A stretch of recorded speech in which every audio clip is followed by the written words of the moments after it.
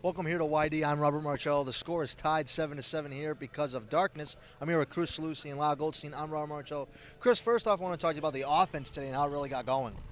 Absolutely. Hyannis was able to score in bunches today, and unfortunately for the Harbor Hawks, it just wasn't enough as YD, one of the best hitting ball clubs in the Cape, leader in average and hits on the season amongst all the teams on the Cape, really brought it to the table as well today. One of the guys today that had a big offensive day was Colin Hall. Our silent reporter, Dani Terzer, spoke to him after the game. I'm here with Colin Hall. Colin, 2 runs and a hit tonight. What was the difference tonight rather than some of your other games this season? I was just trying to be aggressive in my at-bats, not trying to get behind too much. So I did try to get in the hitter counts. It worked out well, barreled a couple balls up, and scored some few runs today. What do you think you need to be doing to continue the success throughout the second half of the season? Just keep trusting it, trust the process, keep being aggressive, and I think I'm going to have a lot of success. How is this league, playing in this league, different than your experience at Georgia Tech? I would say it's similar to my conference, but instead of, during the week when you're playing someone, it's like a Friday night guy every time you're going out there. So you're going up against the best of the best, and you got to lock it in every day. What kind of adjustments do you make to fix those differences? I think it's how I carry myself before the game, trying to prepare myself well, get my mind right. I think that's the biggest key. Thanks, Colin. Yeah, you're welcome.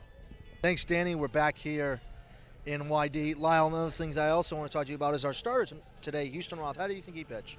Yeah, it was a tough outing today for Houston, and he's been so good up to this point. In his first 3 appearances, he didn't allow more than 2 earned runs in any of those starts, but the YD offense just kind of jumped on him early. They attacked him early on in the ballgame, and we've said it time after time again on today's broadcast. It was just an offensive showdown through the first 5 innings. Hyannis getting a few runs of their own early, YD countering with a few of their own, and Houston Roth just a little bit of a culprit of one of the best offenses in the Cape today.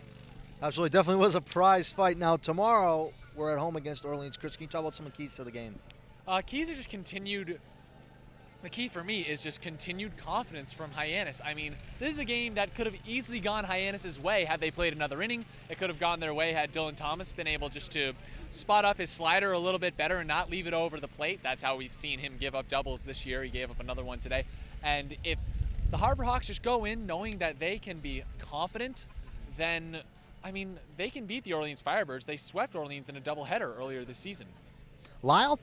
I mean, this is an Orleans team that struggled throughout the first half of the summer. They sit at 4th in the Eastern Division. And Hyannis, I think their biggest key is, despite putting up 7 runs on offense today, they still have to capitalize a little bit more on opportunities because they left 11 guys on base again today. And we've just seen that be their Achilles heel time and time after again this summer.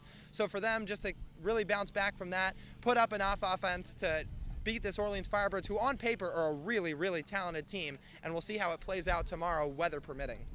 Absolutely. Well, that's it here from YD. Final 7-7 because of the darkness. They had to call it off. See you tomorrow.